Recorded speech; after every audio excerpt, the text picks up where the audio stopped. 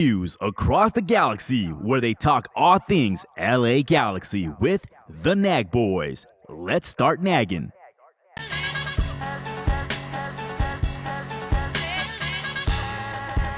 What a ball from Ricky Peach.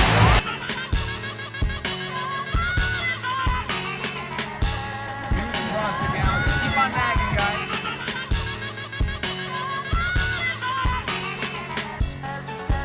Your six-time MLS Cup champion, LA Galaxy.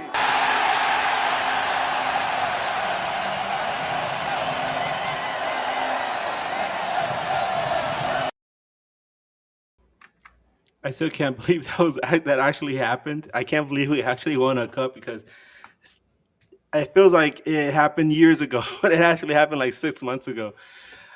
Good evening to you, wherever you may be, and welcome to News Across the Galaxy, where we talk all things LA Galaxy.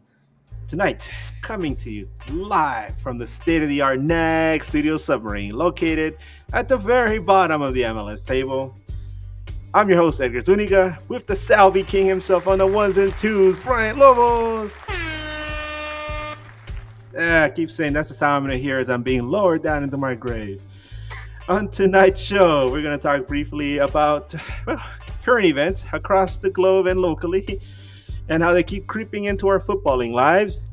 And we're also going to preview this week's LA Galaxy match against Colorado Rapids. And to help us do all that, coming at us live from the Mile High City, please give a very warm welcome to a good friend of the show, writer for the Burgundy Wave, and co-host of the Holding the Highline podcast, Matt Pollard. Ed, sabes que way. Good to be with you. This is you guys have good production on your end, certainly better than HTHL with us being a two-person operation, but like this is like some smooth, like are we in like a basement like speakeasy? Is there a password that like I needed to tell the bouncer in order to get in here? Yeah, there is a password. It's the team is the star. The password is the Los Angeles Galaxy have technically beaten Real Salt Lake this year. So yeah. Yes. Hey, welcome to the show, Matt. Dude, it's been a while. Thank you so much for joining us. It's always awesome having an award-winning podcaster on the show. Technically, award-winning conference-based beat writer for being technical. My award for the MLS Community Awards was technically the Western Conference beat writer of the year. So, hey, and you know what's awesome? We get Matt back to back. We just had Matt Baker, and now we have Matt Pollard, and both of you guys have glorious red hair. It's amazing. Mm-hmm. Yes, and connections with St. Louis. Granted, I would have been in the St. Louis FC era when I was going to school out there, but yeah, soft spot for St. Louis City. You know, it's funny because I know you cut your hair not that long ago, right? And it grew back magnificently. August when I would have shaved it. Yeah, right. I mean, look at it. It looks amazing. Yeah. And we were just chit chatting with Matt Baker, and he's like, I could cut my hair, but he goes, in my family, if people have cut their hair, it doesn't grow back. So he goes, I don't think I'm going to do that anytime soon. So. Well, buddy, it feels like this. These last 6 months have been really odd. Obviously, we know why, but especially like this last week, my God, it's like somebody's like stepped on the gas and it's like all brakes. I mean, all gas, no brakes. We're heading straight off a cliff. Damn, what a weird time to live, because growing up, you read all the history books, you read about what happened, in the early 1900s and all the diseases that people had to live through, and then the Great War, the war to end all wars, and then how the world went to the Great Depression, and then the Second War, right, with the rise of the Third Reich, and then you wonder, like, damn, how did all that happen, right? How could people let things like that get to that point where people were having these horrible wars, committing horrible war crimes, and who was there anybody there trying to stop it before it got out of hand? Has anybody not learned their lesson from the first time around? And here we are 100 years later, and it's almost beat by beat happening almost exactly the same. Although this time around, like we have is I guess a measure of hindsight, but it almost seems like we're sitting like on the edge of an avalanche as it's about to just go sliding down the mountain. At least that's the feeling that I get. Um, but yeah, Matt, your perspective on just like everything that happened. I mean, not I'm not talking about just the whole immigration stuff, but just what's happening like in the Middle East right now, because this has gotten really crazy, right? Yeah, strange and interesting times to live in this country. I think certainly. To your point, Ed, if I'm using the joke and everything, the United States continues to f around and find out from a political division standpoint. For those of you who don't know, listeners, my co-host on Holding the Highline is Rabbi Mark Goodman. You can guess what his profession is. In the before times, when Israel was a safe place for Jews to go to from America, he would go there once every couple of years. He has an Israeli club that he supports. That it's the one that's kind of a little bit more accepting. His old club actually went full like Zionist and actually had a really ugly situation where they signed a Muslim and a Sheikh player. I might be messing up the details on that, and like it got really really ugly. Worse than just like being racist against your own black players, for example. So I mean, I see this from the perspective, Ed, we talk about this fairly regularly, albeit more from an Israel perspective, given Mark's background and everything. And so my take on the situation in Gaza is I think there's blood. I think there's hands covered in blood on both sides. But if I were to punch you, Ed, and then you were to then respond and defend yourself, and I take an innocent puppy and I block your punch with that innocent puppy, both of us are in the wrong. One of us is in the more wrong. I don't have a good answer for a two-state solution or otherwise with what's going on in the Western banks and everything. I am in favor of whatever stops innocent people in Palestine getting hurt, and what gets those hostages back to Israel and being safe. I want there to not be war. I'm at the particular age to where myself and a number of my friends growing up, we had mostly our dads who served in Desert Storm, and then I'm old enough to where also like I had older friends in high school who served in Iraq when we went after September 11th as well. I don't want us to be in a protracted war. I want to believe that somehow there's some 4D chess that the current administration is engaging in right now in order to prevent that. If it stops, Iran getting a nuclear weapon is bad. Stopping that is a good thing. I don't know how this doesn't necessarily escalate things. I try not to think about it. I try to control what I certainly can control. I'm an active person with my legislators on what I would like to see happen. And yeah, look, I don't want war right now. I don't want ICE deporting citizens or people who are non-violent criminals or violating, people's rights, constitutional rights to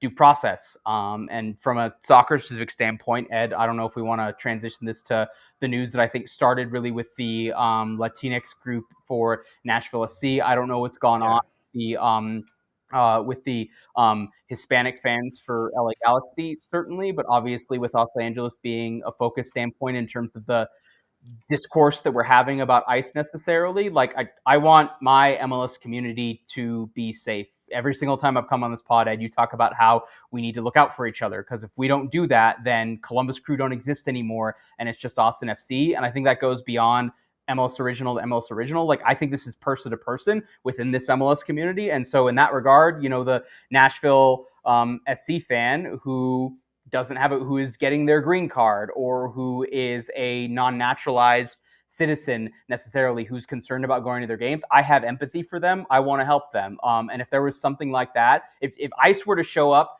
at Dick's Sporting Goods Park on the South End and go and be doing something with the Mile High Locos and everything, I would get out of the press box. I would stop covering the game, and like I would cover that down on the ground. And if that means that I get the taste of fascism in my mouth from tear gas being bombed on the South Stands, then that is, to the extent that I, as a white straight man born in America, can utilize my privilege for the purposes of good, that is a tear gas bomb I am willing to inhale.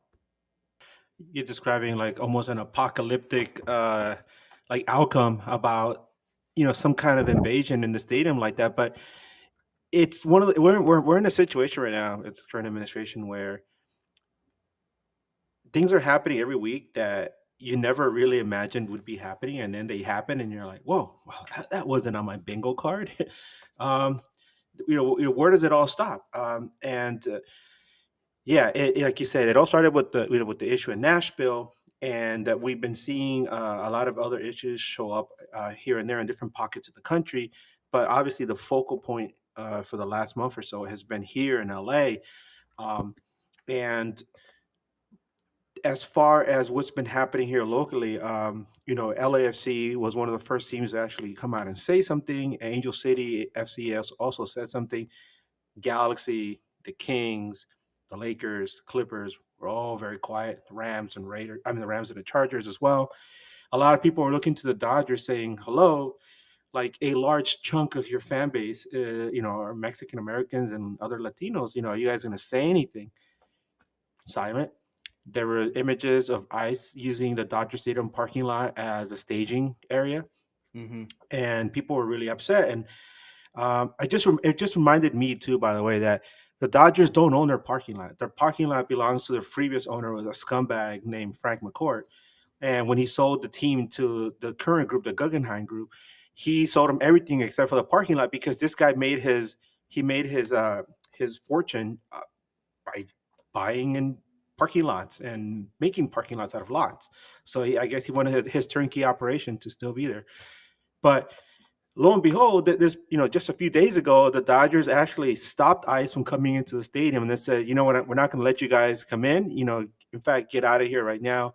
And LAPD escorted ICE from the grounds, and there was a group of people from the local community had showed up to protest against ICE, and then they were all surprised, and the Dodgers turned ICE away. And I was there the following day. I went to the game on Saturday. One of my best friends, he invited me to the game. I hadn't been to the Dodger game in like 3 years. It's just too expensive. I mean, I used to go there like 20 times a year when I was in high school. It was very cheap, affordable. You could get great seats. You could buy food for two people under $20, and now $20 won't even get you into the parking lot. And so it's just really expensive. I hadn't been there in 3 years, but I went there and it was a sold out house. It was an Ice Cube bobblehead night, which is kind of funny. And yeah, it was interesting. Everybody was so happy to see the Dodgers at least do that. I don't know if people said it was staged. I don't know. When you do something like that, it'll catch the attention of somebody somewhere that's gonna decry the act itself and say, "How dare you do this to federal agents?" Blah blah blah. But you know what? The Dodgers at least did something, and then followed up by saying that they were going to donate at least $1 million to help families that were affected by the immigration raids, and help them through the legal process. So that's something that nobody had done before. So you go from 0 to 60 like that, and I thought that was pretty interesting. Um, and then I don't know if LA Galaxy has done anything publicly. If they have, it's got under my radar, but the team isn't playing any home games in the entirety of June, so maybe that has something to do with it. But I don't know. I think it's a very very strange subject. A host on another Galaxy podcast said, uh, maybe it's not. Maybe they're not doing it because they don't want to put a target on whoever works in the front office. People, because there's probably differing opinions there, and they just don't want to put like a big target at anybody. But who knows?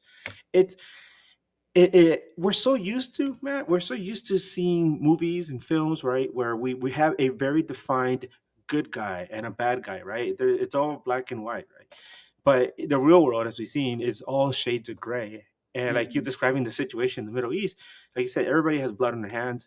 Nobody's completely like a saint here and there. It's Yeah. just a big mess, and that just makes it hard. But a lot of people, they just want an easy answer to these difficult solutions. I mean, these difficult problems, and you're not going to find it, because it's like a thought experiment. You have to sit there and really think it out, and you have to get people invested in it, and that's the hard part, because some people don't have the patience for that.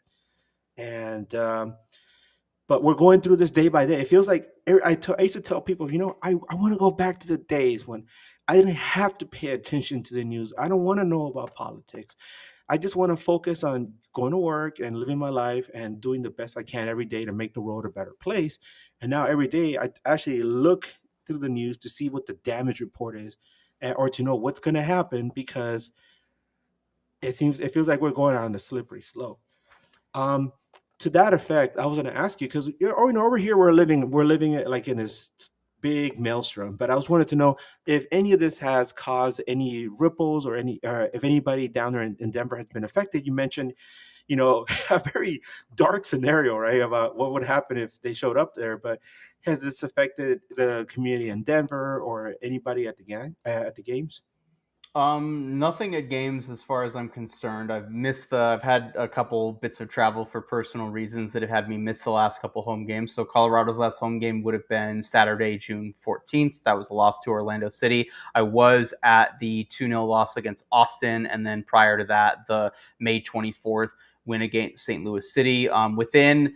Without going down the whole geopolitics, Ed, and the history of supporters culture in Colorado. I would say there's a subset or an adjacent group along with C38, who most of your listeners probably know, called the Mile High Locos, which very much have a Latino focus. They do chants in Spanish.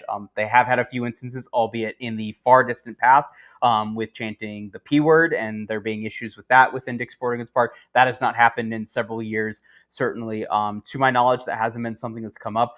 The supporters group has done a really good job with kind of banners and tifo and chants around the news of the week or something in order to show support. So they did have one for the supporters group in Nashville, whose name is escaping me. I apologize. So they did have a banner for that. And not that we need to go down this rabbit hole as well, Ed. You might remember there was a bit of a scuffle and an accusation of racist language in the Conca Champions match between Colorado Rapids and LAFC, between Chidozia Wazim of Colorado Rapids and then Sergei Palencia of LAFC. And so the Rapids had some banners supporting him as well. So there's been nothing effectively there. The supporters group has done a really good job, I think, of expressing their values in one that's reflective of their community, which is generally supportive of Latinos right now, who I think certainly need that. And they've done that, I think, both generally speaking in a Colorado-Denver focus as well, and then also in the context of the greater MLS community, as we were speaking about that. And then to your greater point as well, Ed, be the change that you wish to see the world, try and find some hope, and try and do your thing, as I'm sitting here, a couple days after Juneteenth as well. Yeah. I don't have any answers for you, Ed. I don't know how. Yeah. I don't have solutions. I'm just thinking about them and then trying to do what I can to protect my people. And I've already said how I would go about doing that from a Colorado standpoint.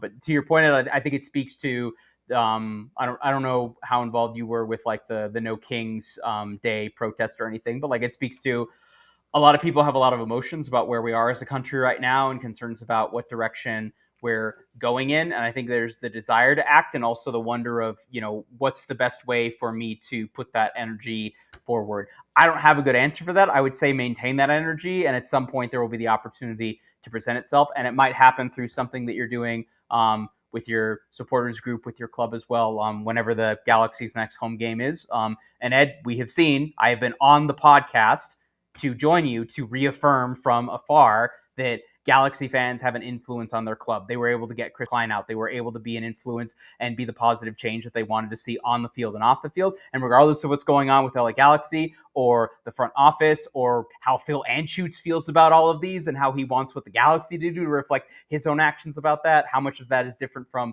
what the Kings are doing or the other sports assets that he has, use the next home game to reflect your values and support your people in some way. I'm sure, whether it's the Ultras or I'm blanking on the other two, or Riot Squad. Riot Squad would, I feel like, would be the one to do this if I'm just speaking from afar, Ed.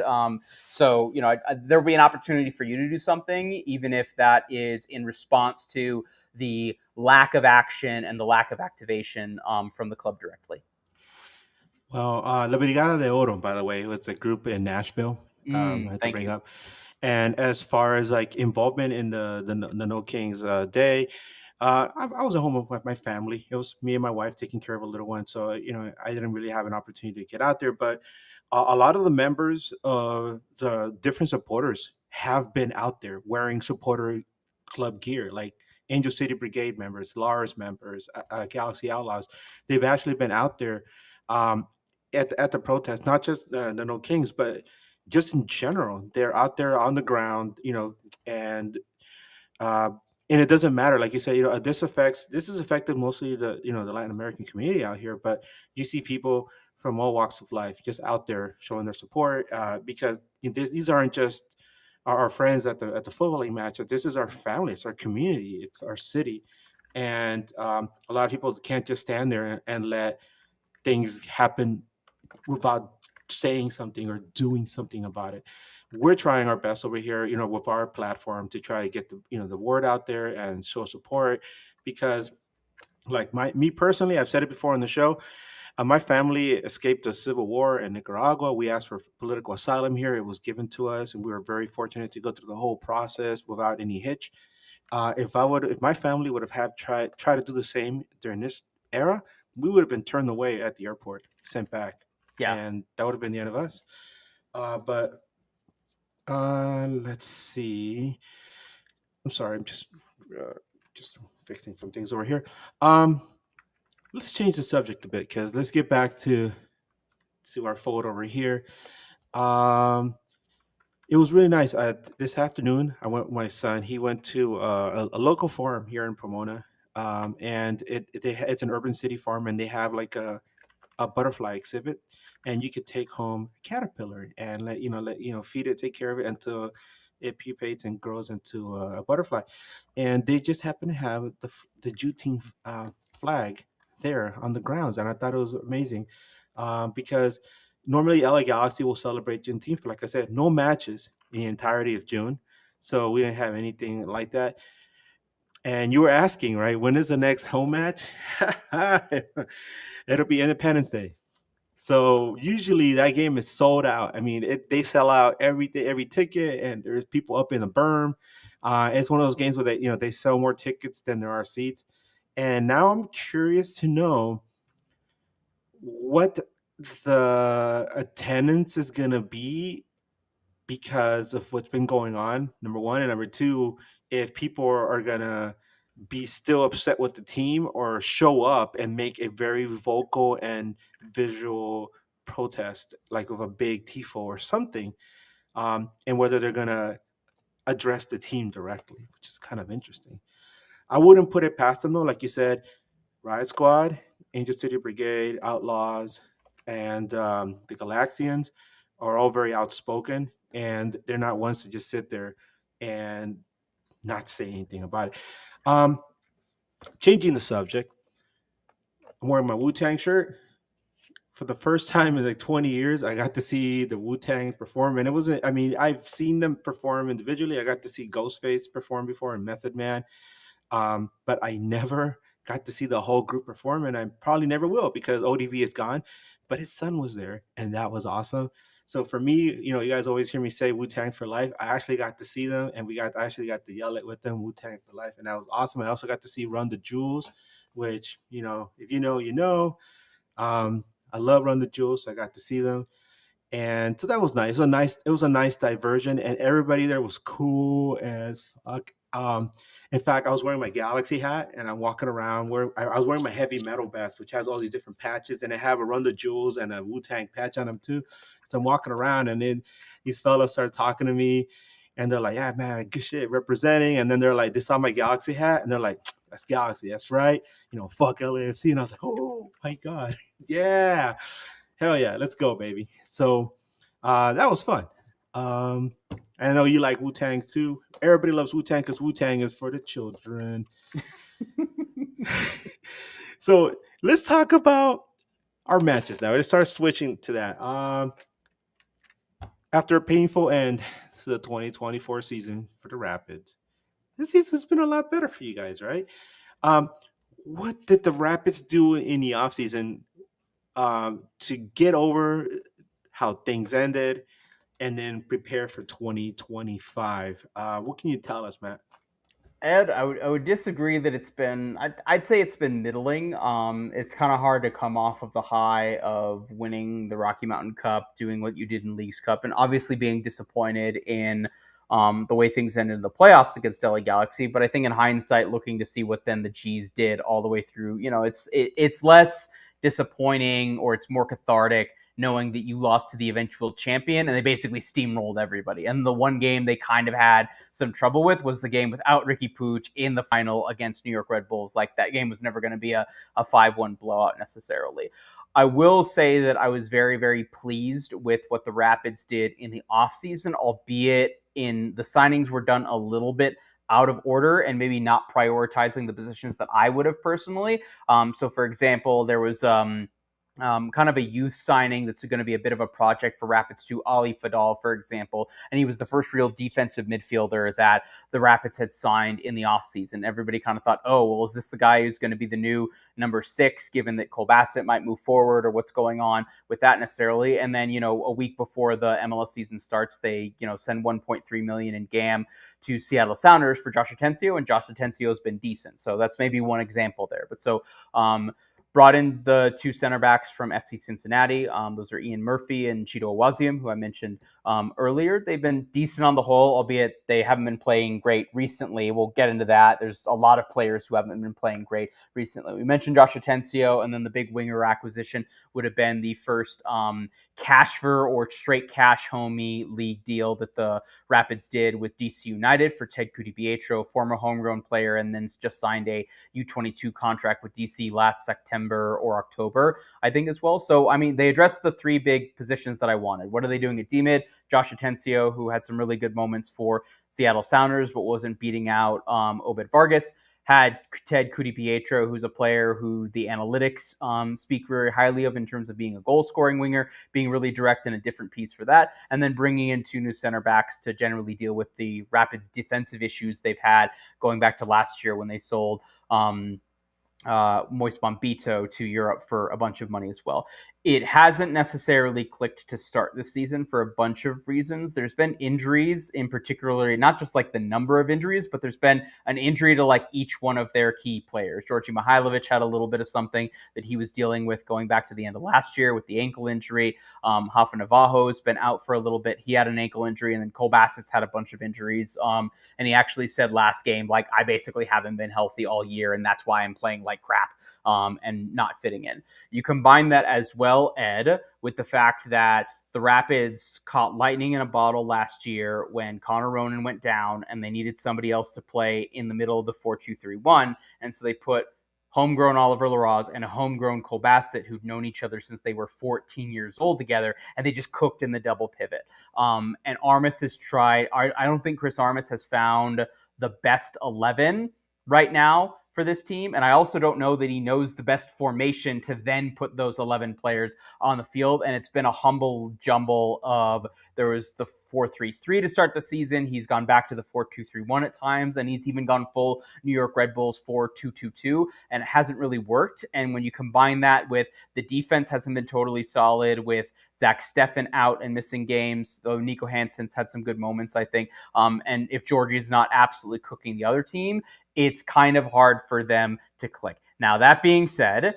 they've got LA Galaxy this coming week and then a road game at New England. I don't think New England's very good, albeit they've had a really good run since their really bad start to the year when everybody thought that Caleb Porter was going to get fired. If they follow up this week with a convincing multi-goal win in performance against LA Galaxy and then get a result at New England, and then we're moving forward to the 4th of July game against Sporting Kansas City. Get 3 results in those 3 straight games and preferably 2 wins in the 2 home games. They'll be better in the table and you'll feel better about their form going on. But yeah, it's been a rough stretch for the Rapids for a number of reasons right now.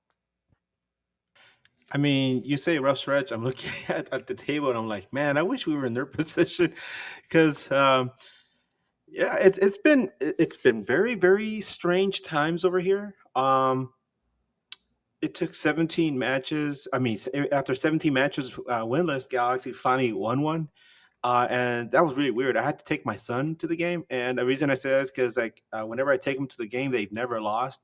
And so he's 5-0 at this point.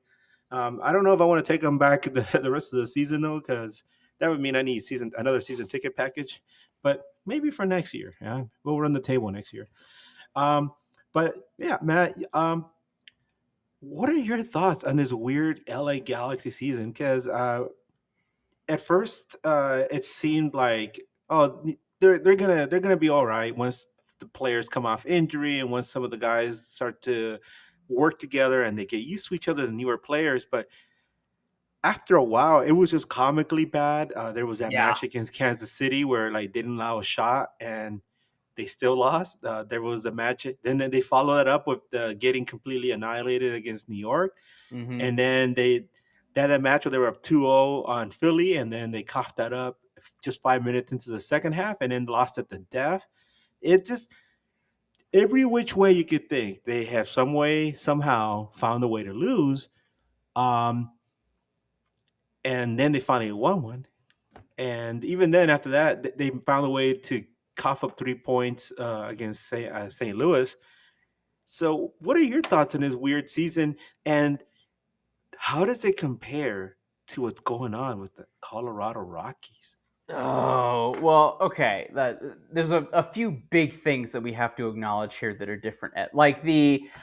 And I feel like most fans generally in sports, like if I gave you an option, you could win a championship, but the condition is you then have to have a terrible season in which you finish last in the league. Like, find me a fan base other than like maybe the Lakers. Well, I guess the Lakers would then get the first overall pick. Like the very few fan bases would take that. Or let's remove European football where it's like,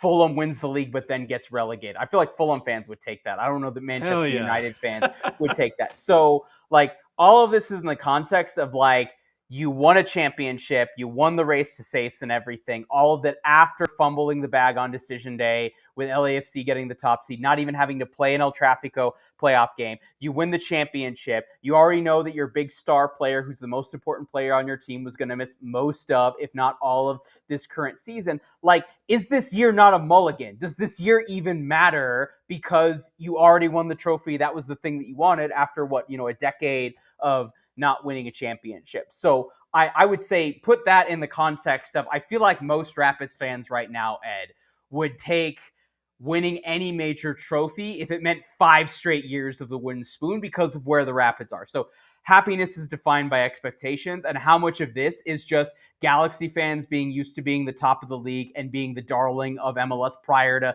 Messi showing up, and you guys are just sad that you're not going to follow this up with repeating last year. Okay. Looking from afar, Ed, I think that there's a number of things that gone wrong. I think ultimately everything stems back from Ricky Puig in here.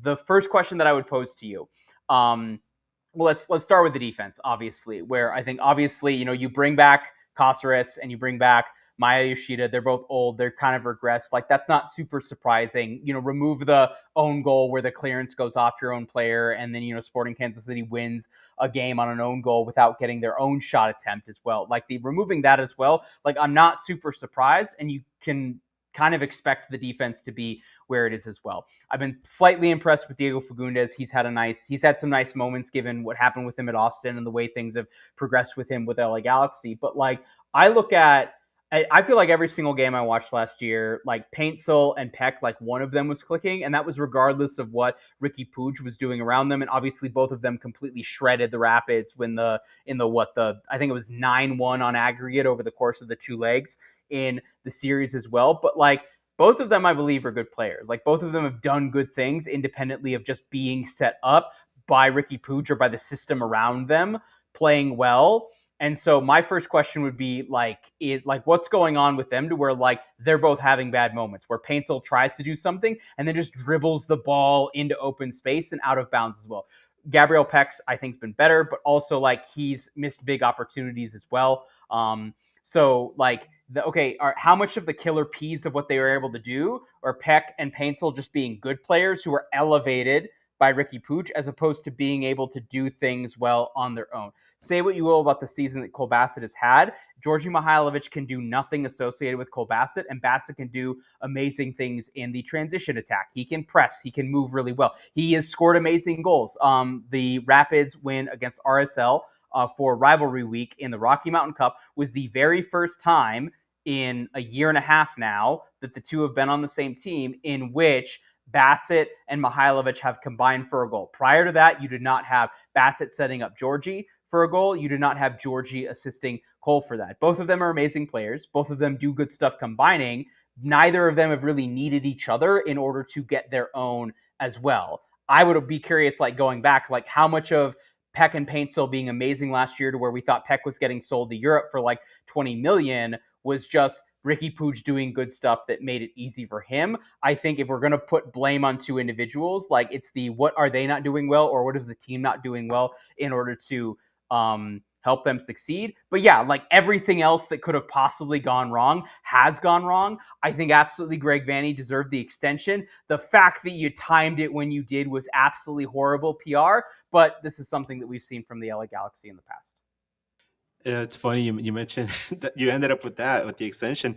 From Scuttlebutt, right, has been that this was agreed upon in a post celebratory party or some drinks and a handshake. So Okay, and why did you not announce that the first Monday of January? Like, if this was something that was negotiated after MLS Cup, like, why are you waiting until you've lost 11 games in this league season in order to announce it? they wanted to dot their I's and cross their T's. Yeah, that's about it. The details, the details.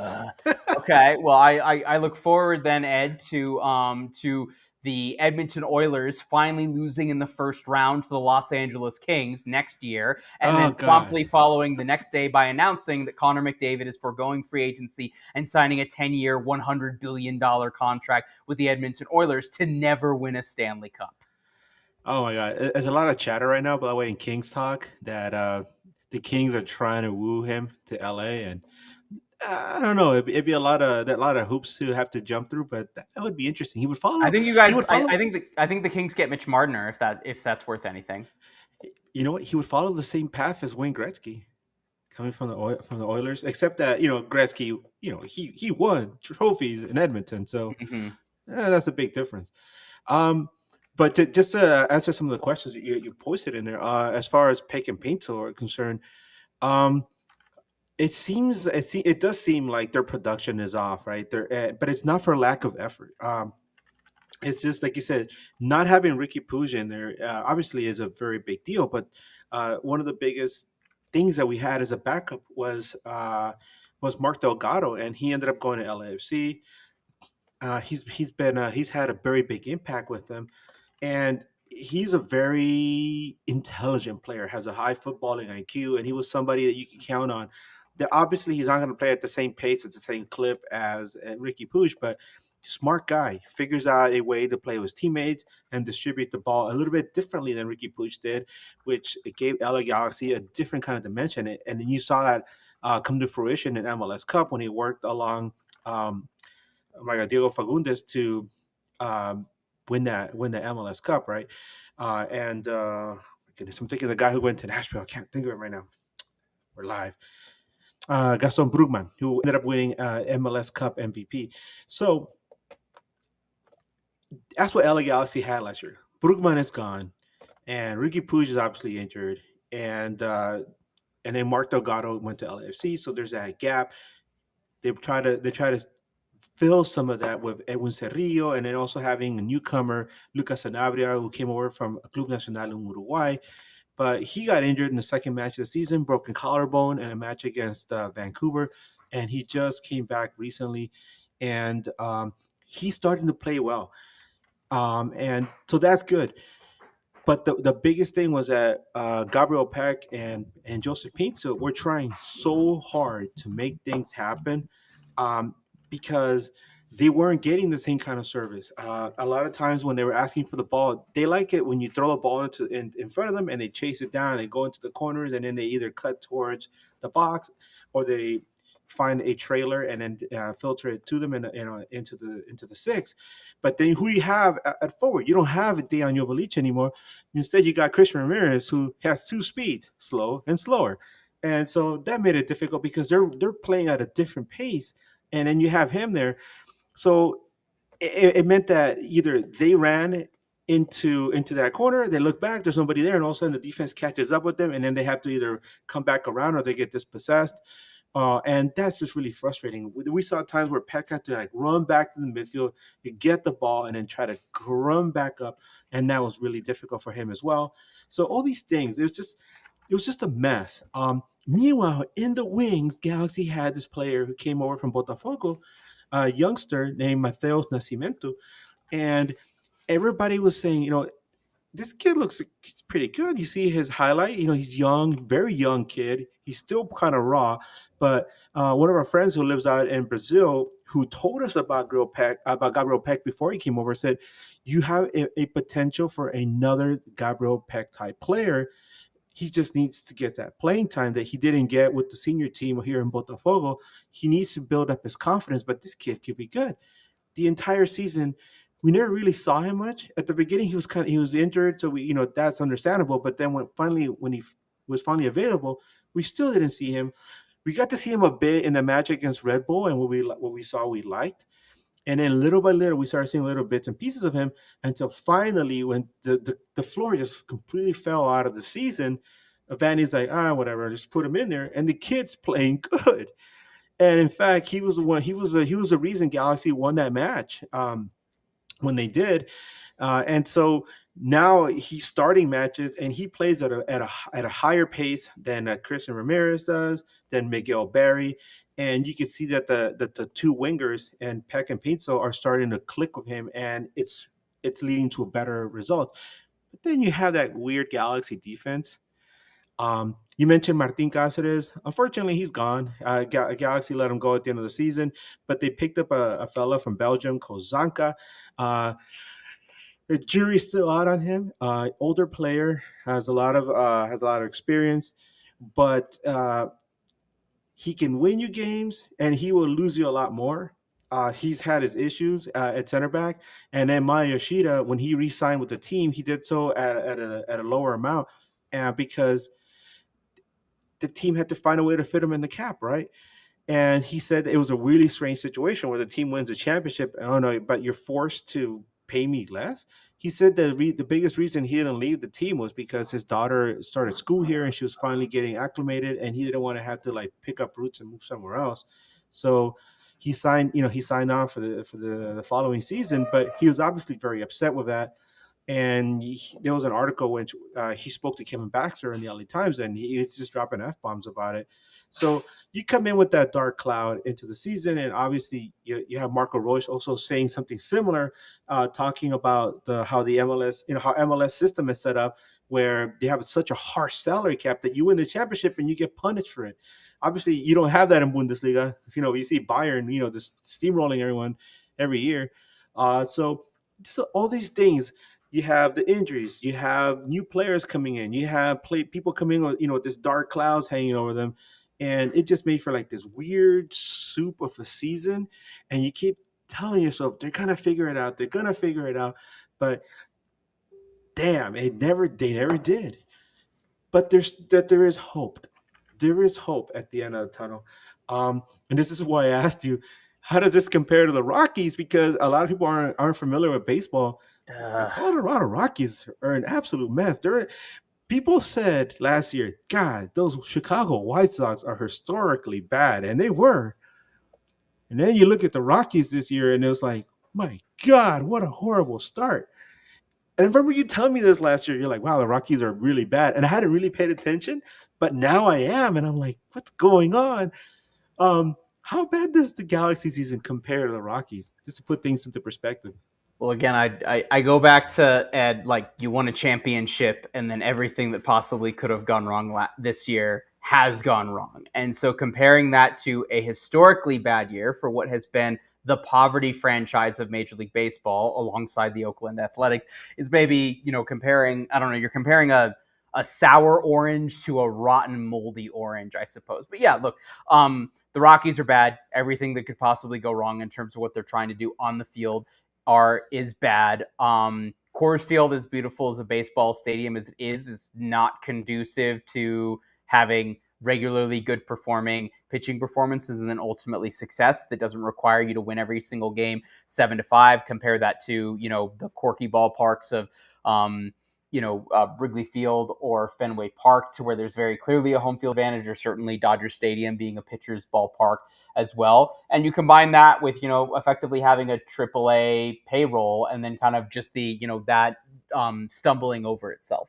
And you combine that with Charlie Blackmon retiring at the end of last year in a game in which they lost to the Los Angeles Dodgers, and Blackmon gets a hit and then gets pulled, so that the last thing that he does is get a single that doesn't even result in a run. So everything that could go wrong right now for the Rockies is happening. I would say this is in the midst of obviously an ownership group, or in the Monfreds, who are not well liked, certainly don't spend a whole lot of money. I don't know how much you've paid attention to this, Ed, but actually, like, it's really easy to find his like personal email address, and fans have been emailing him for years, and he responds like on his iPad, and it's as cringe and like emotionally tone deaf as you can imagine. So I mean, I guess the like imagine, Ed, that like at the end of whatever the season it was with Chris Klein, or compared to like this year of like the at Phil Anschutz at iCloud dot whatever, like the I'm super mad that the LA Galaxy are bad, like why did you extend Greg Vanney or whatever, like why aren't we buying new players, what are we doing in order to make sure that Ricky Puig comes back by the end of the summer, or what have you. And then imagine Phil Anschutz's response, well, if you're that upset about it, don't renew your season tickets, don't come. That's basically what Monfred's been doing, and they can get away with it because Coors Field is a really nice ballpark that attracts the traveling fan. Red Sox fans jokingly talk about it being Fenway West. The Dodgers are going to be in town next week, obviously without Shohei Ohtani pitching, because I think he pitched today, Ed, so he's probably not pitching until next weekend. You tell me. But in any case, there's going to be a bunch of Dodgers fans there, and a bunch of it are going to be traveling Dodgers fans who travel because, it's a nice time to go in the summer, and a bunch of them are going to be transplants as well. And so between the traveling fans interested in going to a nice place to be in the summer, the transplants that you have here in Denver, because there's a lot of transplants in Colorado, nobody's a native. And then you combine that with the fact that it's still a really nice outdoor rooftop bar that's a good place for the Denver finance bro yuppies to drink and bring a Tinder date. Oh, and there's baseball on, and if the baseball gets interesting, you can pay attention to the baseball. They can still get, 29,000 people a game. So then if the stadium's relatively full, or if attendance is doing well and people are buying beer and you're getting all of the financial revenue from that, like, where is the incentive to ownership to actually change? So yeah, they're stuck in a weird way that I don't know that there's a good comparison to the Athletics, who had a crumbling stadium and needed to do something about it. There's nothing actionable that's changing it. And so it's just the Rockies being the Rockies with an ownership group that nothing's changing until ownership decides to sell. And Rockies fans are going to have to go LA Galaxy, Man United fans storming the pitch at Old Trafford, I think, to move the needle on that front. In that regard, the Rockies are a one of one, because I don't know that there's, certainly not in MLS, I don't think there's a fan base or a club that's at that state right now. I suppose maybe the Cleveland Browns or the New York Jets, if I'm coming up with an NFL comparison. I don't think there's an NBA team in that state. I don't think that there's an NHL team in that state. Yeah, you mentioned the NBA and the NHL, and both your teams have won championships in recent times, and it just puts into contrast what the Rockies have not been doing to remain competitive. And but like you said, that they're not doing things right, and I feel like the LA Galaxy was trying really hard to follow up on the championship season, and it just hasn't worked out like that. You keep mentioning, like, Galaxy fans, expected to follow up, and maybe you have like your real passionate one that was like, yeah, we're gonna repeat. But let's be honest, it's really hard to repeat MLS. I think people here would have been happy if Galaxy would have finished like fourth in the West and have a good playoff run. But nobody here is like saying, "Oh, we're going to repeat," because everybody was surprised that we even won last year. It was like a very pleasant surprise, because the team is still going through a rebuild under Greg Vanney. Now truly an earnest rebuild, because they were forced to let go so many people. But yeah, it's been really awful. So as far as the Rapids is concerned, are there any like potential transfers that the team is targeting this summer to try to maybe push things towards a good run for the playoffs? So there's been one big rumor right now, and unfortunately, we've gotten some recent news on that, Ed. So the Colorado Rapids supposedly were close to signing Israeli international center back Stav Lemkin, who has really decent possession and press resistant stats. I compared him to Darlington Nagby on holding the high line, and so supposedly the Rapids were close to finalizing a deal for him that would have been $1.6 million, and he would have been a tammable U22 player. There might be some stuff moving around with that depending on what goes on with Kevin Cabral this summer, who you and your listeners are very familiar with.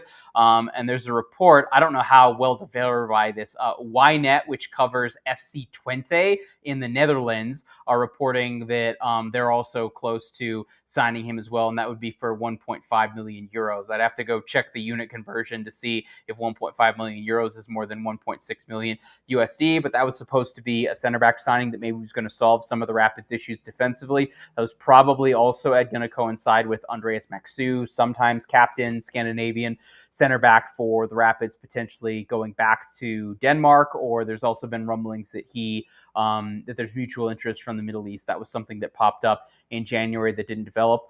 After that, I'm not really sure what to say because I feel like we need to see Ted Pietro continue to get minutes at winger to see whether or not he can come good. I do think there's a problem at the opposite left wing position, how much of that fits into with where Cole Bassett is playing. But I think center back was the main issue. The defense on the whole just needs to play better, and we know that they're capable of playing better. I don't think you bring in another midfielder just because you spent so much money on Josh Atencio. I think the next big signing would be at the winger position, which would then correspond, Ed, to the club potentially, the Rapids, to say, potentially taking on all of the money that Kevin Cabral is owed, knowing that roughly the LA Galaxy are still paying about 50% of his salary. The Rapids finding a way to make him no longer a designated player, or the Rapids finding a way to make Kevin Cabral no longer a member of the Colorado Rapids, thus freeing up a DP slot to where then they could go sign another DP or sign another U22 player. I think those are all the big moves. There's a few other shuffling that I think could go on lower down in the depth chart that I don't think is super relevant to that. But yeah, what are they doing at center back? What's Chris Armas doing tactically with the midfield shape in order to both help the attack and help the defense improve? That doesn't necessarily involve, I think, making a big move signing-wise, unless there's like one big departure out for the one big acquisition in. And then what are they doing at the opposite wing position? Yeah, you answered one of my questions because you brought up Kevin Cabral. You know, He's not good. Like we should know this by now. He does not have a goal contribution this season, and he gets the ball into space. He tries to take on somebody, and he just immediately gives the ball away. This has been his worst half season so far with the Rapids. I think it's disappointing that what Galaxy fans knew, maybe 1.5 years in with him, maybe at the end of year one, is still true with 6 months left on a 5-year contract. Yeah, it's unfortunate because obviously he's a really nice fella, but being a nice fella doesn't translate into goals or assists or even I don't know what it is because athletically he's got the skills. I mean he can run and he can do things, but when it comes to that final third, it's like something happens in his mind. I don't know what it is because I watch I watch a lot of MLS highlights and I'm always curious to see what's going on, with the Rapids. And then I'm like, I wonder, first of all, I always wonder, is he starting? And then I'm like, is he having an impact in the matches? And I'm not, like you said, I'm not seeing it. And I'm like, are the Rapids, are they giving up on him at this point? Is it like that? Is the project done? Because he's not DP level, obviously. So that's sad. As far as Dodgers are concerned, yeah, Shohei did pitch today. By the way, I looked it up. I didn't get a chance to watch today's game, but yeah, he did pitch. So here we go. Let's get into this match. Obviously, after San Jose earthquakes, Galaxy and Colorado Rapids have played each other more than any other teams. At least here in the Western Conference, LA Galaxy has played against Colorado 96 times all time. During that time, Galaxy have 49 wins. Colorado has 34, with 13 draws in between them. Um, Obviously, the last time LA Galaxy played against Colorado Rapids was in the playoffs last year. We saw how that ended up. It was a 5-1 victory up in Denver. Um, and I think at that point, LA Galaxy fans were like, um, something, there's something special going on. I'm sorry, it was 4-1, right? It's 4-1 victory. And at that point, Galaxy fans were like, something special is happening here because um, we really thought that the Rapids were gonna be a much better opponent than they were. I remember you telling me like, no, Edgar, it's not gonna be like that. And I still didn't believe it. Like I said, we were still hoping to see some signs that this team had what it needed to take to make it to the MLS Cup. But yeah, that game against Colorado, the second one, I was like, that's not what I expected, but we'll take it. Um, so this upcoming match, I wish I could give you guys a ref report, but the pro website, by the way, Matt, I don't know if you've noticed, it's been flagged for phishing, and That's they hilarious. Can I just like the spectacular irony of that?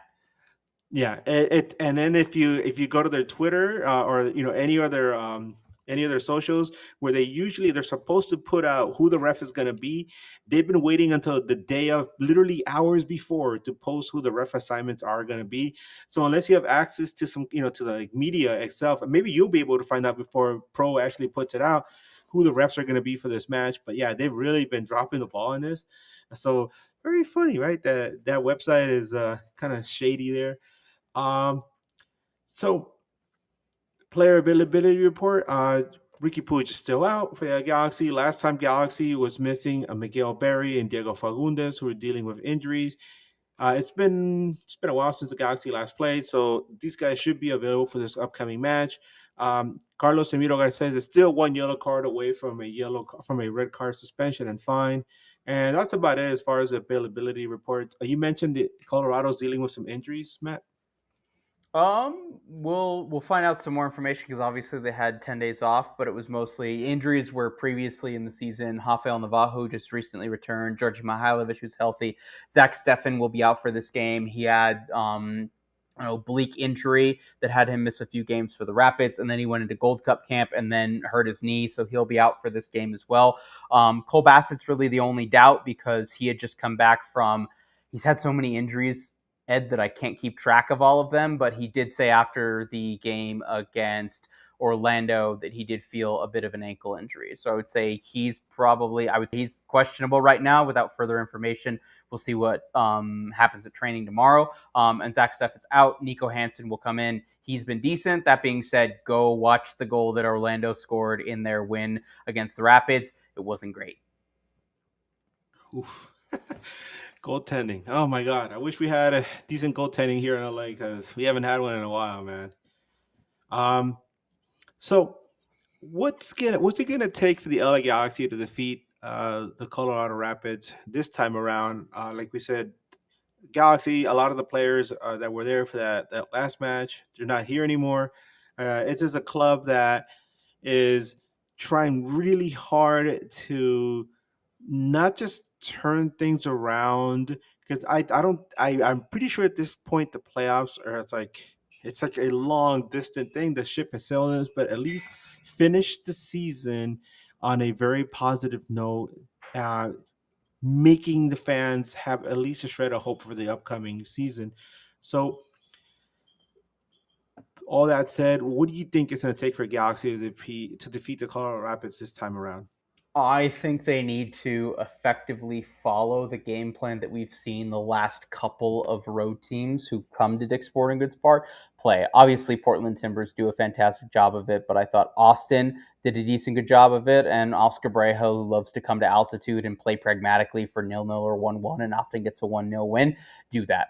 Come out in a 4-2-3-1 or a 4-4-2, be really compact defensively, don't make mistakes, and keep numbers behind the ball and force the Rapids to try and break you down defensively. And when you win the ball back, go into the open space. There will be open space, and then take advantage of what you can do that in transition. If Peck and Paintsill play as well as they did the last time they came to Commerce City, I think the LA Galaxy can get a win. That being said, all of the Galaxy's weaknesses should play to what the Rapids are trying to do in terms of disorganizing the opponent, being able to use the press when they play out of the back. I feel like the Galaxy are bad on set pieces, Ed. It's been a while. The Rapids are trying to score on corners, and it just hasn't come off as well. And generally speaking, the good attacking players for other teams have good days when they play against the LA Galaxy. That, in theory, should bode well for Georgi Mihailovic, Rafael Navajo, Cole Bassett, if he's available. I'm not sure how to feel about this game, if I'm being honest with you right now, Ed. That being said, if the Rapids do not win this game and win this game convincingly, I will be joining the I will be concerned about this team. I will question whether or not I should hit the panic button. There's a number of other Rapids fans who are looking at that as well. Yeah, we don't have a panic button over here. We just had like an oh shit button. Okay, yes. A lot of people wondering what the Galaxy's away record in Denver is. Galaxy have played there 48 times all time. 18 wins for Galaxy, 7 draws, and 23 losses to the Rapids. The last time LA Galaxy won a match there was last season on October 2nd, 2024. It was a 3-1 victory for the LA Galaxy with goals by Gabriel Peck. Ricky Puig had a brace. Ricky Puig, that's a name we haven't heard in a while as far as starting on that roster. We're getting one step closer to him coming back. He should be back sometime next month, hopefully. At first, we had heard he would be back at the end of June. Obviously, he's not ready, so they pushed it back to late July. So we're just sitting here waiting. Matt, prediction times. What do you expect for this match, and what's your prediction going to be? I think the Rapids get a 2-1 win in this game, and I think the Galaxy goal that is scored will come at the end. Effectively garbage time with the Galaxy really pushing, but it won't be enough. I think the Rapids know that it's crunch time in terms of just points that they've given away in recent home games as well. I think 10 days is a really long time to sit and stew after that performance against Orlando City, and I think we'll see a renewed and rejuvenated Rapids team. Certainly a Georgi Mihailovic and a Rafael Navajo. And again, just don't give Peck and Paintsill space like how Jackson Travis just gave space to Bukhari to create that goal for Austin. And in theory, you should be able to get a result. And look, if the Rapids can't beat LA Galaxy at home, who else can they actually get a result against? So this is certainly a barometer for whether or not the Rapids can kind of stabilize things, given that the recent games that they've lost have been 6-pointers against other teams in the mid-table in Major League Soccer. How many other teams aren't going to get 4 points from their 2 games, home and away, against the LA Galaxy? So, this is 3 points really to lose, Ed, in terms of just further playoff seeding that the Rapids can't afford to lose to a St. Louis, an Austin, a Portland Timbers, etc. Yeah, it's interesting. I'm wondering what LA Galaxy is going to do for this upcoming match, because they gave away another win in the match against St. Louis. I'm sorry, the match against St. Louis. Galaxy is trying so hard to just make things happen, but they always play against St. Louis in these matches in the middle of the day, and they never do well. It's like one of the guys who covers the Galaxy, he always says body clock, right? Body clock. Mm-hmm. Well, this is an evening match in Colorado at altitude. I think the guys should be okay for this match. They like playing at night better. But when you're in last place, everybody looks like they're better than you. So I don't expect Galaxy to win this game. I do expect a gutsy performance against a team that Galaxy has had some kind of success in the past. I'm going to say 2-2. Just trying to be positive here. 2-2 draw. And the playoff line is going to get further and further away. But at this point, I think LA Galaxy is looking at Leagues Cup and saying maybe we can do something there. And maybe the Campeones Cup. You never know. Right? It'd be funny, right? We keep joking a Galaxy might win the wooden spoon and that Campeones Cup in the same season, which is Does that count as a fascinating. double, Ed? It counts as a double. Maybe we'll get the treble with League's Cup. You never know, right? Ed, put some names on the Galaxy goals. Who scores against the Rapids? Oh, I would say Mateos Nascimento. He's exciting. He's exciting to watch. When you get to see him on Wednesday, you see what I'm talking about. He he does something much more different than Chris Ramirez, who's a guy who kind of struggles to get up into the box and kind of bodies people.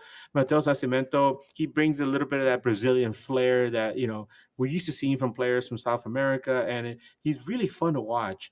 Um, and then I'm gonna say probably Pinto. Pinto is a guy who's trying really, really hard to make things happen, just like Peck. But it feels like one of the two of them. It's either Peck or Pinto, but I feel like Pinto's due for a goal at this point. And yeah, they're the ones that are going to make it 2-2 for El Galaxy. As far as our goalkeeping is concerned, they're probably going to, one of them is probably going to give up a howler. It's probably going to be Novak Mikovic who's going to be starting that match because uh, he began the season as a starter, had some really rough performances. Galaxy brought back Jonathan Bond. Yeah, I mean, I'm sorry, not John McCarthy. What am I saying? Jonathan Bond. They brought back Jonathan McCarthy, and J Max been hit or miss, and now they brought back Novak Mitrovic. So we don't have good goalkeeping out here, Matt. We don't have somebody like a Zach Steffen, right? Or a Roman Berkey or a Gallese. It's just we have these two guys who are interchangeable, and the team's gonna be forced to let go of one of them at the end of the season, maybe sooner than that. So I don't know. One day we'll have a good goalkeeper again, but not right now, and it just makes things a lot more murky as far as the rest of our season is concerned. Um, so I was one of the people that was hoping to travel out there. I remember I had hit you up earlier about a month ago saying, hey, I think my wife and I are going to be out there that week. We're going to visit a friend of ours. And of course, I was going to visit you and I was going to visit Mike, our buddy from the Orlando City podcast, who lives out there now. And so I was really looking forward to that. But with everything that's happened with ICE and all this other mess, even though I'm a U.S. citizen, I'm still going around carrying my U.S. passport. And even then, that's no guarantee that I won't get dragged away and I'll disappear for several days. So, with all that taken into consideration, I was like, you know what? Let's just wait until things cool down. I would love to go out there for an away match and enjoy the beautiful weather, just hang out with you guys. But it's something that I can do in the future, and it doesn't have to be a Galaxy game. So, looking forward to seeing you later in the year. But for those fans who are traveling, the Dodgers are going to be in town. We already mentioned that. Um, but for anybody who's never been out there or for people who just don't know, can you tell us, can you share with us places for fans to hang out or to go and eat or be at before, during, and after the match? I mean, not during the match, but yeah, actually, you know what? What's a good recommendation at Dick's as far as food is concerned and places for people to hang out within the city itself? Oh my God, what was that? Yeah, food's not great at Exporting Goods Park. The club came out with some decent scran options last year, Ed, and remains to be seen how frequently those will be available. If you're at the stadium and the game hasn't started, check out the C38 tailgate. That'll be in the parking lot just south of the stadium. $12, all you can eat, all you can drink. Pizza, hot dogs are really good. Vibes are good. Live music, that'll be fun. You will make friends. Unless you are wearing a Real Salt Lake kit, you will make friends. Go to that. If you're looking at something downtown, option wise, the best soccer bar in Denver for me, Ed, is the Celtic on Market. That's Market and 14th Street. I believe really good, mostly British scran, and then really good either local beers or British beers. And that is also where the C38 bus is taking off from. So if you're not driving to the game, that's certainly an option for you there. If you're looking for our Mexican food is different. I will admit that, Ed. It is not as good as you have in Los Angeles. Obviously, we're obsessed with the green chili. If you are going to one of the Dodgers Rockies games, I would recommend, it's called Mexico City. No, we are not going to Mexico City. Ciudad de Mexico. Hold on, please. I'm going to get you an address here. Mexico City Restaurant and Lounge, 2115 Larimer Street, just a couple blocks away from Coors Field. Deep fried tacos, absolutely fantastic. And then if you're looking for something closer to my neighborhood that's got more green chili or like combo plate standpoints, I would recommend La Noa Noa, which is in the Art District on Santa Fe Street. That is due south of downtown. If you got a little bit of extra time, Ed, let's say you're not going to the Dodgers game, which is an afternoon first pitch on Thursday, say you've got a rental car and you want to go up and you want to have fun, I would recommend two state parks, Golden Gate Canyon State Park and Staunton State Park. From, let's say, downtownish distance, we're probably looking at like an hour and 15 minutes. Really good nature, not as busy and crowded, no timed entry like you would have going to Estes Park to go to Rocky Mountain National Park, and a bunch of really good short hikes, super scenic stuff as well. Lots of really good mountains, lots of aspen trees. Decent chance that you'll see a deer, a marmot, all of the other good Colorado wildlife, and unlikely that you'll see a moose. If you see a moose, unless it's really far away, be concerned because moose will F you up. Moose are the Diego Chira of Colorado wildlife. Oh my god. Oh yeah, and whenever you get out to a place like Colorado, you head up into the mountain. It's completely different than heading up into the local mountains here in LA. He just mentioned, the Rockies is just different. I was out in Utah earlier this year, and we went hiking up into the mountains, and it's just something different about the mountain air up there. It's just crisp, clean, beautiful, and it feels like you're like in a Norman Rockwell painting or something. Yeah, It's just amazing. Um, I agree. yeah. As far as Coors Field is concerned, for anybody that goes out there, place to see inside the stadium that you think are recommended? Well, if you want really cheap tickets, the Rock Pile, which I guess is the Rockies equivalent of the grass berm that you have at the Diggity there, you do actually get a seat, or you get a concrete slab to sit on and just bake in the sun, which I suppose is an option. The one that all the yuppies are going to talk about is the rooftop bar area, which is kind of like it's in the upper right field area. It's standing room only. There are some seats. It's not assigned seating. And it's the best rooftop bar in Denver, and it's constantly the one that sells out the quickest, usually because tickets are like $20, and that usually comes with a food or beverage voucher as well. And then if you want to climb the steps to get your altitude in, there's actually in the upper 300 levels at Coors, there is a row of seats that are directly at 5,280 feet above sea level, and they're all purple. So that's kind of a cool thing to do. You don't need to get a seat in there. There will be empty purple seats at these games, just to be clear, listeners. And I would say take a walk around the center field area, because Coors Field has this really nice like little miniature waterfall nature area that's kind of cool to see, and that's really close to the bullpen. So, there's some interaction there. If you're super bored with what's going on the field, granted, I imagine there'll be Max Muncy, I think, had a bunch of RBIs. I think I saw that on the ESPN app after OKC won Game 7, Ed. So I'm sure there should be runs in these games, to be clear. So yeah. Coors Field is still a launching pad, right? Yeah, pretty much. I mean, the balls are juiced and everything, and we still got the Blake Street Bombers. So, people are going to be hitting. Shohei Ohtani might hit a baseball to Dick's Sporting Goods Park on Wednesday, Ed. So we have a super chat. It's a question for you. Let's hear the music, Bryant. Feel the magic. Feel the magic. It's the magic of the 2025 season, Matt.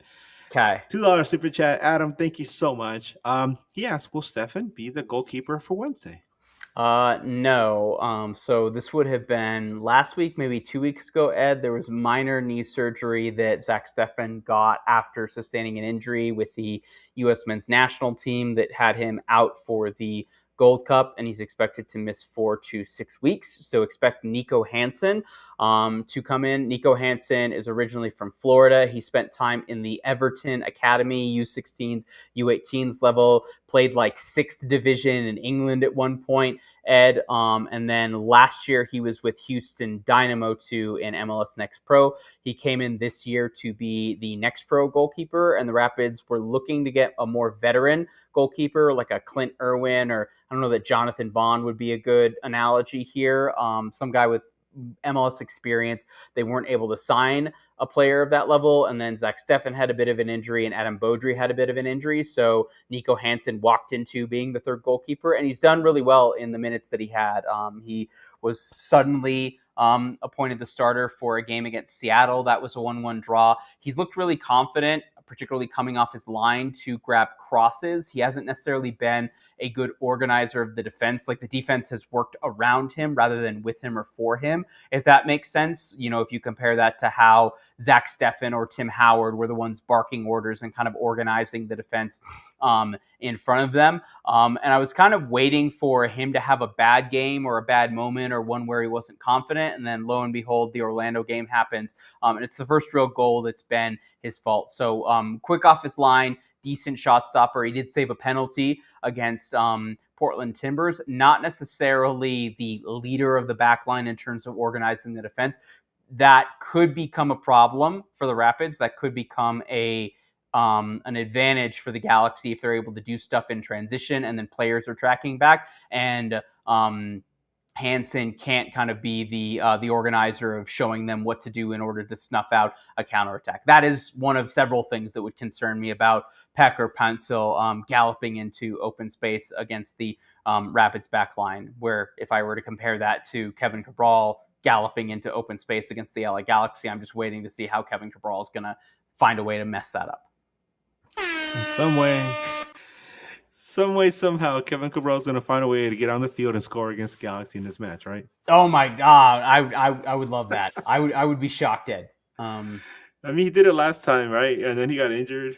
Yeah, hurt his elbow, and that was combine that with the Cole Bassett injury, everybody getting tired from Leagues Cup, and then the Moise Bombito transfer, like that derailed what was left of the 2024 Rapids season. Well, don't be surprised, everyone, if Kevin Cabral gets in there and he's like, yeah, I got you guys back one more time. And then people start to question, like, is he actually still worth the DP tag? Maybe. No. Oh, is there anybody out there rocking Cabral jerseys?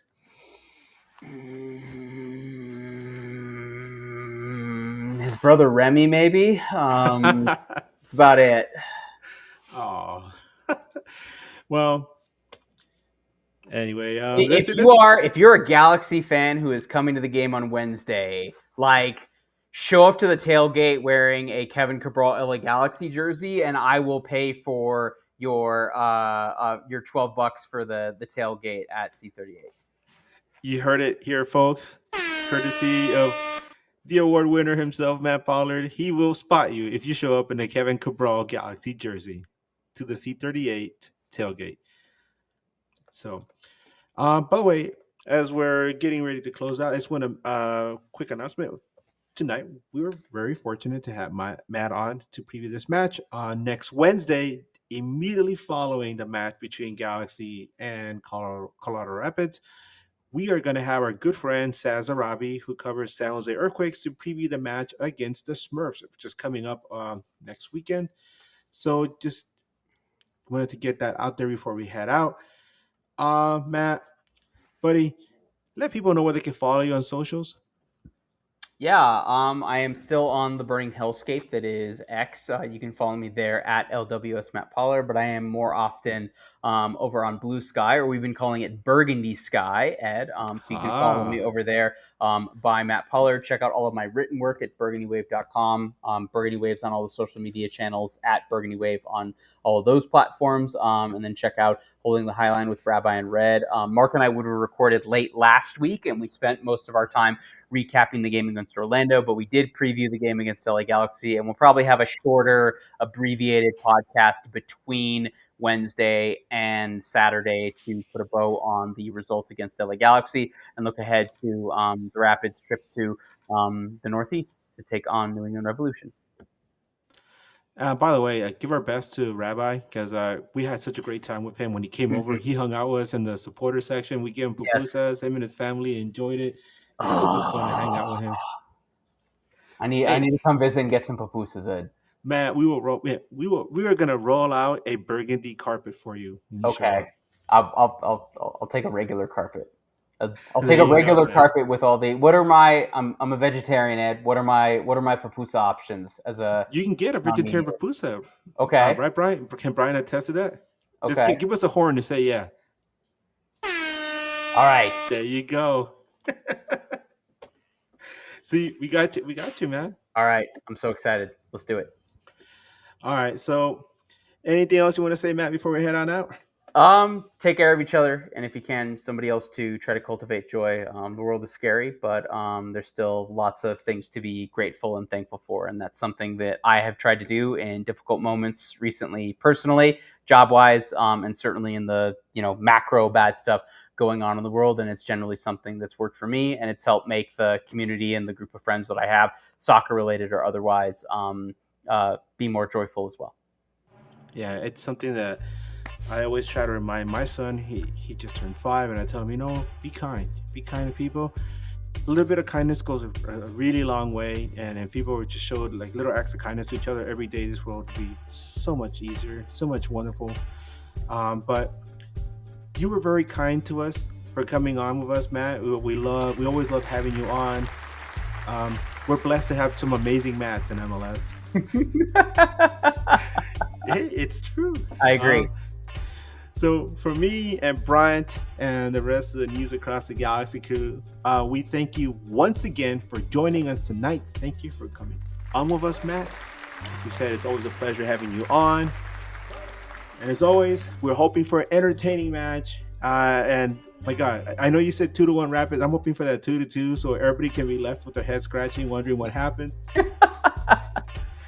And like I said, Kevin Cabral is going to score for the Rapids, and you guys are going to start wondering, hey, is he worth the TAM money?